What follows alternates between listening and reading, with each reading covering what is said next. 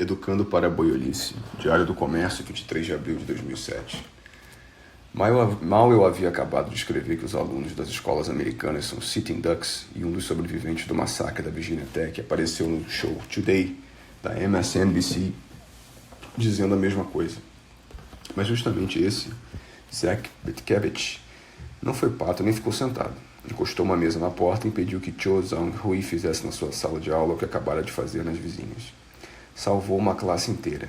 Por que tão poucos entre milhares de alunos, professores e funcionários tiveram idêntica presença de espírito? Por que ninguém atacou o coreano maluco enquanto recarregava sua pistola automática ou trancava as portas com correntes?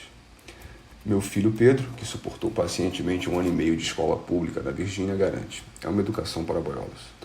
O equivalente em inglês da palavra é sissies. Uma sissy não é necessariamente um gay. Sujeitos que nunca tiveram um único impulso homossexual podem ser sissies perfeitas.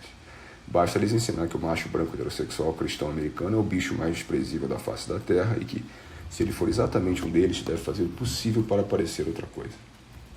Aos mais sortudos ocorrerá a ideia, ridícula mas inofensiva, de usar trancinhas afro nos cabelos louros. Outros tentarão formas de adaptação mais incisivas e, dentre elas, a mais popular e politicamente correta é tornar-se tão tímidos, fracotes e efeminados quanto possível. Depois de alguns anos desse adestramento, o sujeito está pronto para desmaiar, ter crise histérica ou ficar paralisado de medo ante o agressor, exibindo ainda mais fragilidade na esperança insensata de comovê-lo.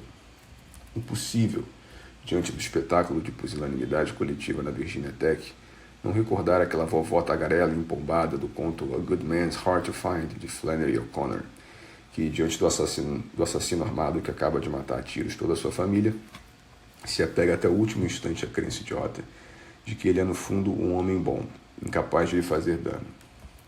Mais ou menos a mesma ideia com que aqueles cabeças de toucinho do Viva Rio subiram o morro, levando flores no dia do carinho, e foram expulsos à bala. Há gays valentes heterossexuais boiolas. A quintessência da boiolice não tem nada a ver com o sexo. É uma covardia abjeta, um desfibramento da alma, uma pusilanimidade visceral, que os educadores de hoje em dia consideram o suprassumo da perfeição moral e os engenheiros sociais da ONU gostariam de espalhar por toda a humanidade. É a fórmula da pedagogia usada nas escolas públicas americanas. É por isso que o pessoal cristão foge delas, preferindo o homeschooling. Os meninos educados em casa só vão à escola no fim do ano, fazer exame e tiram sempre melhores notas do que os trouxas que ficaram lá o ano inteiro só aprendendo boiolice. Para os negros, as mulheres, os gays e os membros de minorias em geral, o establishment usa uma outra receita corruptora, simetricamente inversa. Lisonjeia-os até enlouquecê-los por completo. Infla seus egos até a divinização. Ensina-os a achar que são credores do universo, e o simples fato de dirigirem a palavra a um branco adulto é um ato de generosidade imperial. O fato de que negros e asiáticos, aqueles vindo nas tropas muçulmanas, nas odas bárbaras, tenham atacado e escravizado milhões de europeus séculos antes de que o primeiro português desembarcasse na África é suprimido da história como se jamais tivesse acontecido. O branco, e por ironia especialmente o americano, dos povos ocidentais, o que escravizou menos gente por menos tempo, é definido como escravagista por natureza. O escravagista eterno, herdeiro de Caim, só digno de viver por uma especial concessão da ONU. Cada página dos manuais didáticos usados nas escolas americanas traz essas crenças insinuadas nas entrelinhas. Cada vez que um professor abre a boca em sala de aula, espalha mais um pouco desse entorpecente pedagógico nos cérebros infanto-juvenis. A coisa foi evidentemente calculada para estagnar as almas, para alimentar o ódio e o ressentimento, para destruir o país por desmontagem sistemática. Todos os preconceitos que existem no mundo surgiram espontaneamente dos conflitos entre os seres humanos. Agora, pela primeira vez na história, há o preconceito planejado, calculado matematicamente por engenheiros comportamentais e inoculado com requintes de técnica pedagógica nas cabeças da molecada. É por isso que há aqui um verdadeiro abismo entre as gerações. As pessoas de 40 anos para cima são simpáticas, prestativas, generosas e patriotas. Os jovens são ranhetas insuportáveis, tanto mais pretensiosos e arrogantes quanto mais dependentes, incapazes de cuidar de si próprios e defender-se nas situações difíceis. Falo, é claro, daqueles que foram educados nas escolas públicas. Os que não querem ficar como eles buscam refúgio nas escolas particulares conservadoras, que existem aos montões, mas são caras, nas igrejas, no homeschooling e nas forças armadas.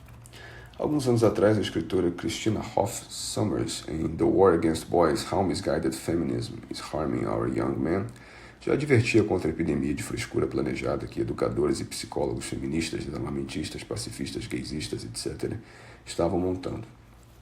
Muitos deles imbuídos da alta missão de amansar, por meio da castração generalizada, a cultura americana da violência, um estereótipo hollywoodiano em cuja realidade acreditavam piamente pelo simples fato de ter sido inventado por feministas, desarmamentistas, pacifistas, gaysistas iguais a eles. Asinus fricat, já observavam os romanos. O asno afaga o asno. Um panaca esquerdista inventa uma lenda difamatória, os outros levam a coisa mortalmente a sério, e dali a pouco há milhares de teses universitárias a respeito, com áreas de profunda ciência social e comissões técnicas pagas a peso de ouro pelas fundações beneméritas para criar soluções geniais. O resultado é Cho-Song-Hui.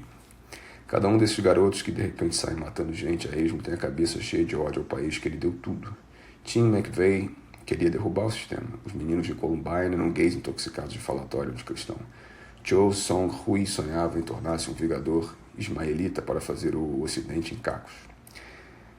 Cada um foi educado e doutrinado para fazer o que fez. Enquanto uns intelectuais iluminados lhe infundiam o desejo de vingança contra quem nunca lhe fez mal algum, outros votavam leis que desarmavam os professores e funcionários nas escolas, os padres e pastores nas igrejas.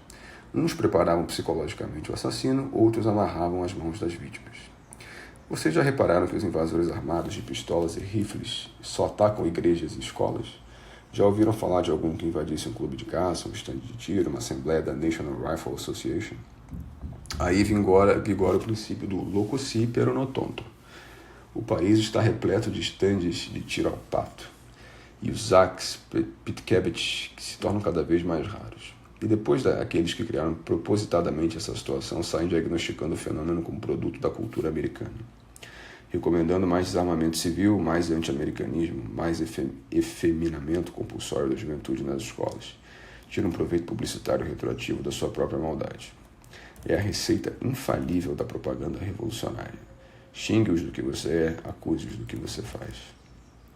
Mas o pessoal por aqui já começou a perceber o truque, ainda que com um bocado de atraso.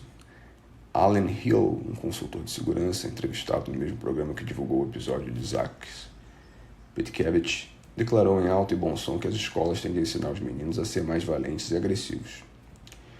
Os bandidos estão contando com que os americanos fiquem sentados e não façam nada. Os maus planejam seus ataques, as escolas têm de planejar sua defesa e reagir com igual agressividade. O treinamento tem de ser tão intensivo e levado tão a sério quanto o assassino leva a sério sua missão de matar. Há um país da América do Sul que, se ouvisse esse conselho, talvez não fosse vítima de 50 mil homicídios por ano.